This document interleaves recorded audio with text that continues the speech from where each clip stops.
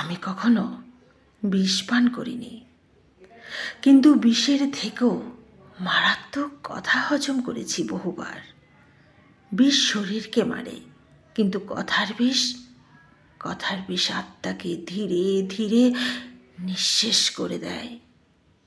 তবুও আমি বেঁচে আছি, হাসি মুখে, স্বাভাবিক ভান করে, বুকের ভেতর থাকা কষ্ট লুকিয়ে। কারণ আমি বুঝেছি সব বিষের প্রতিষেধক হয়তো নেই, কিন্তু ধৈর্য, নীরবতা আর সময়, এই তিনটেই সবচাইতে শক্তিশালী ঔষধ, যার জন্য আজও দাঁড়িয়ে আছি ভাঙা মন নিয়ে। বিষাক্ত কথার দাগ